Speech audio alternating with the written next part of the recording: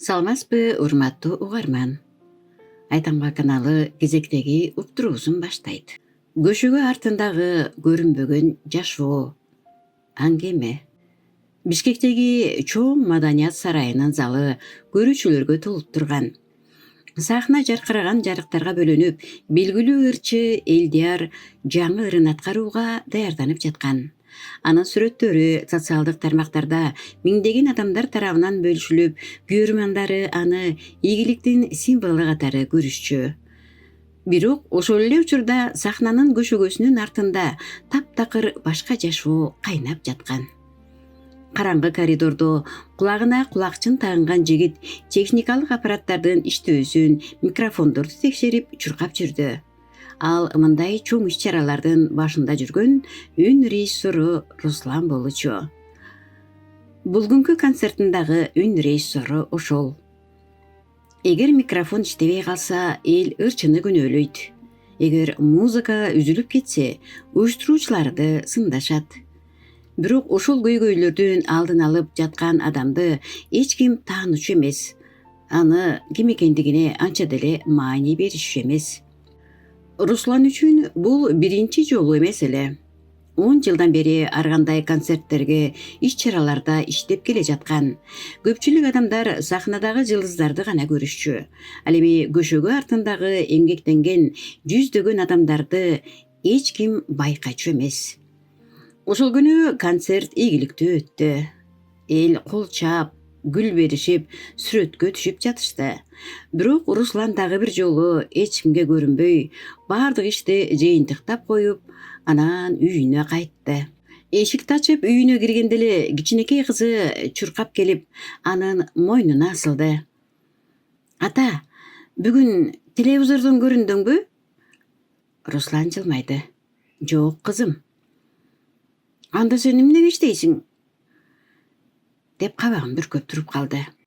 Бул суроо анын жүрөгүнө кандайдыр бир түпөйүл сезимди жараткандай болду.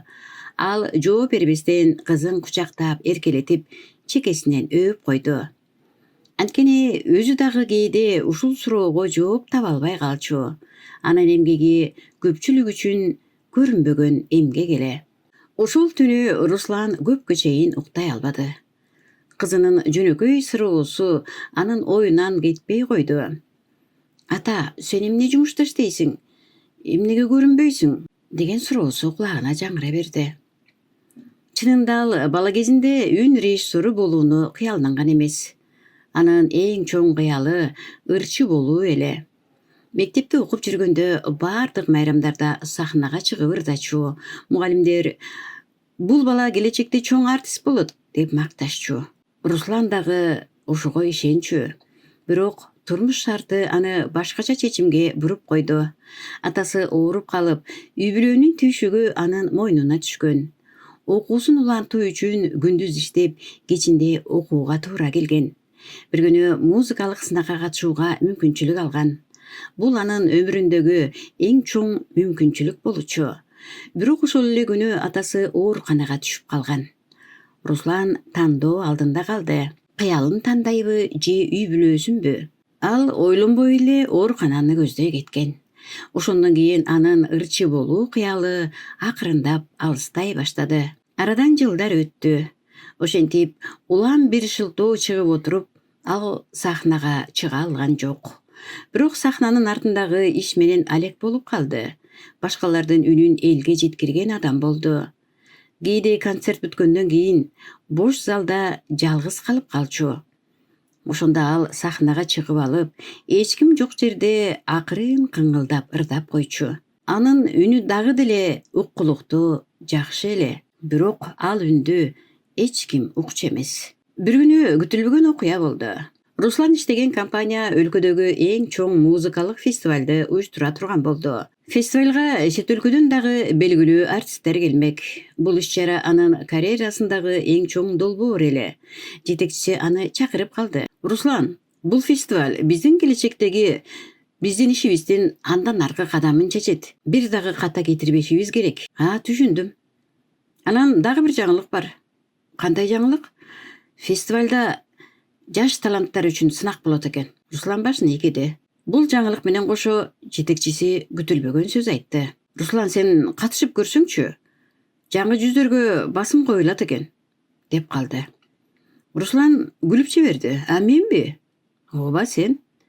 Менин жашым өтүп кетти го эми, деп ыңгайсызданып калды. Чыгармачыл адамдар үчүн кыялдын жашы карысы деген болбойт, деп кошумчалады. Руслан унчукпай калды. Көп жылдан бери көмүлгөн кыялы кайрадан баш көтөргөндөй болду. Бирок ошол эле учурда ичинде коркунуч дагы бар эле. Эгер аракет кылып анан жеңилип калсачы? Балким кыялы ушул бойдон көмүлгөнү жакшыдыр. Бирок тагдыр ага дагы бир мүмкүнчүлүк даярдап жаткандыгын ал анда билген эмес. Руслан сынакка катталгандан кийин өзүн жеңил сезгендей болду. Көп жылдан бери биринчи жолу ал өзү үчүн бир кадам таштаган эле. Бирок ошол эле учурда түшүнүксүз окуялар башталды. Алгач сынакка даярдап жүргөн фонограммасы компьютерден жок болуп кетти. Андан кийин репетицияга жазылган видеосу дагы өчүрүлүп калды. Руслан мунун баарын техникалык ката деп ойлоду. Бирок окуялар уламдан улам кайталана берди. Бир күнү ал үн жабдууларын текшерип жатканда продюсери Бакыт мырза аны четке чакырды. Руслан, сенден бир нерсе сурайынчы? Угуп жатам. Сенин атаңдын аты Эрмек беле? Руслан таң калды. Ооба, эмне болду? Бакыттын жүзү өзгөрүп кетти. Демек мен жаңылган эмес экенмин. Эмне болду? Эмнени айтып жатасыз? Руслан таң кала карады. Бакыт бир аз ойлонуп туруп анан сөзүн баштады. Мындан 25 жыл мурун сенин атаң менен мен бирге иштечүмүн. Руслан таңдана карап, андан жооп күткөндөй болду. Атасы бул тууралуу эч качан айткан эмес. Биз анда өтө чоң музыкалык долбоор баштаганбыз, деди Бакыт. Ошол учурда сенин атаң абдан таланттуу композитор эле. Композиторбу? Ооба. Көпчүлүк билчү эмес, бирок анын чыгармалары өтө күчтүү болчу. Руслан уккандарына ишене албай турду. Атасы өмүр бою жөнөкөй электрик болуп иштеген адам катары билчү. Анан эмне болгон? Бакыт оор үшкүрдү. Анын бир чыгармасын башка бирөө өзүнө ыйгарып алган. Кантип, кандайча? Акча, байланыш, таасир. Ошол окуядан кийин атаң чыгармачылыктан толугу менен кеткен. Русландын жүрөгү опколжой түштү. Демек, атасы дагы бир кезде кыялын жоготкон экен да. Анын өзүндөй эле. Ошол күнү кечинде Руслан үйгө барып, эски сандыктарды карай баштады. Апасы көзү өтөр алдында ага бир күнү убактың болгондо карап чык, деп калтырган болчу. Сандыктын түбүнөн чаң баскан папка чыкты. Ичинде ноталар, ырлар жана эски сүрөттөр бар экен. Бир сүрөткө көзү түштү. Сүрөттө жаш кезиндеги атасы Бакыт мырза менен бирге турган экен. Артында мындай жазуу бар болчу: кыялдар эч качан өлбөйт. Руслан бул сүрөттү колуна кармап алып, көпкө чейин отурду.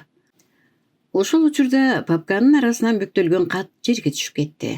Ал катты ачып окуй баштады. Кат атасынын колу менен жазылган экен. Каттагы акыркы саптар Русландын денесин дүр эттирди. Эгер бир күнү уулум ушул катты окуп калса, анда ага бир чындыкты билүүгө убакыт келген болот. Менин чыгармамды уурдаган адам бүгүн дагы эл алдында кадыр барктуу инсан катары жашап жүрөт. Руслан катты калтыраган колу менен кармап, тигилетикте отурду. Анткени каттын аягында ошол адамдын аты жазылып турган эле. Жана алысым Руслан жакшы тааныган, сыйлуу адам болуп чыкты. Анан дагы ошол адам фестивалдын эң башкы коногу эле. Руслан катты кайра окуп чыкты. Көргөн көзүнө ишене бербей жатты.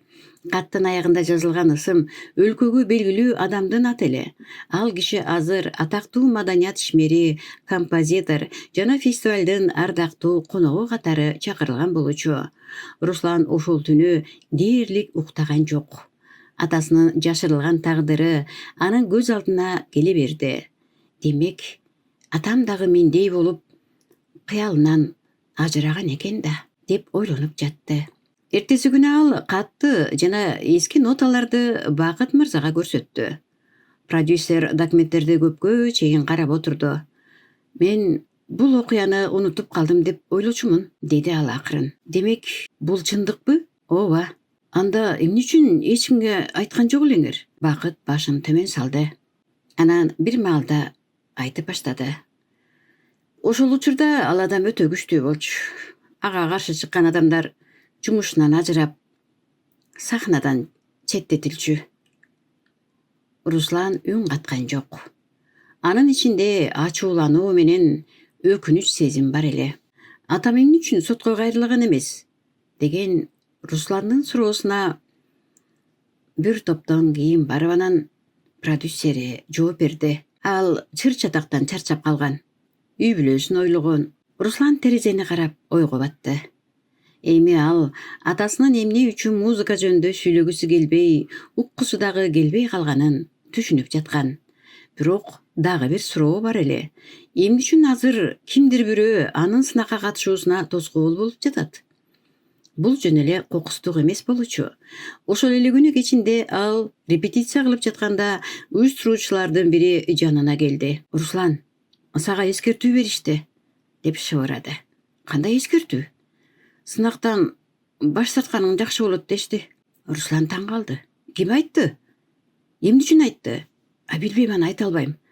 Эмне үчүн? Мен өзүмдүн жумушумдан айрылгым келбейт. Болду, иши кылып мен айттым, деп туруп шашкалактап кайтып кетти. Руслан аң-таң болуп кала берди. Анын жүрөгү бир нерсени сезгендей көңүлү чөгө түштү. Демек, кимдир бирөө аны атайылап токтотууга аракет кылып жаткан. Ошол түнү үйүнө келгенде кызы Айлин адаттагыдай эле алдынан тосуп чыгып кучактап калды.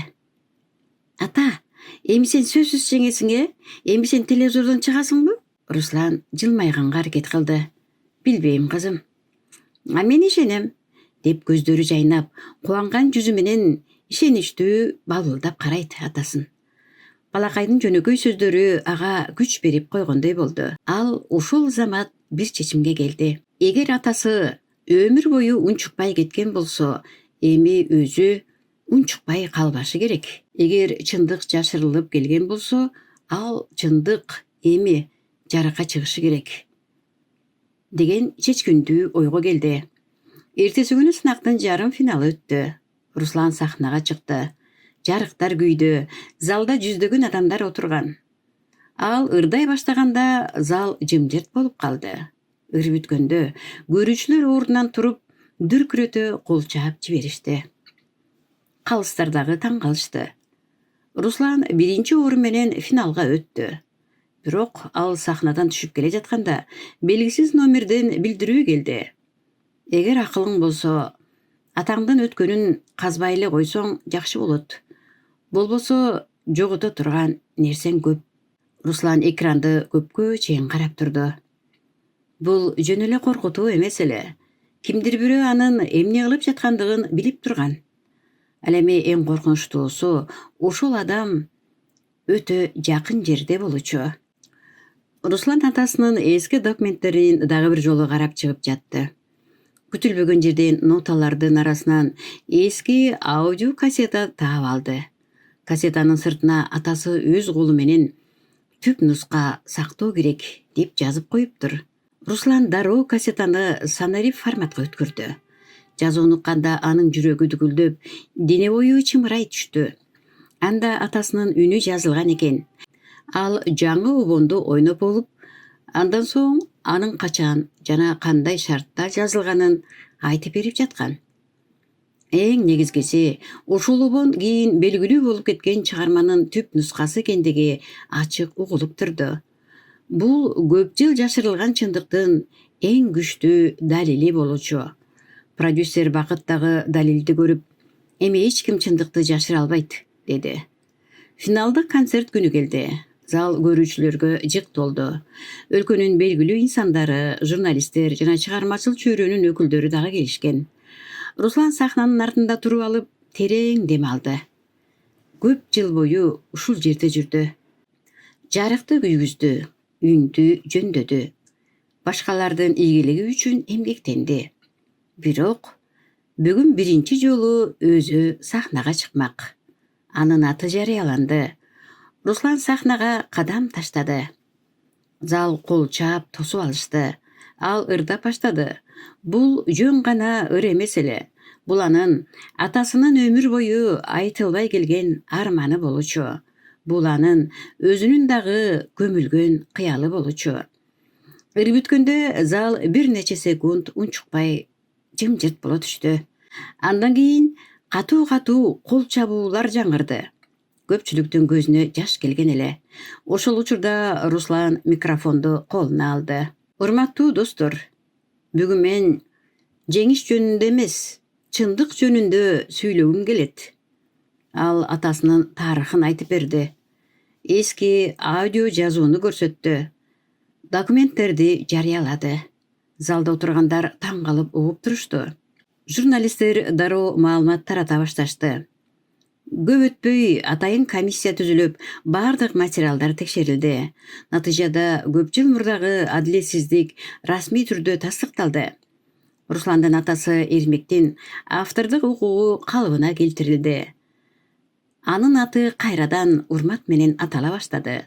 Ал эми чындыкты жашырган адамдар коомчулуктун алдында жооп берүүгө аргасыз болушту. Бир нече айдан кийин чоң концерт уюштурулду. Ал концерт Эрмектин чыгармаларына арналды. Сахнанын эң алдыңкы катарында Айлин отурган.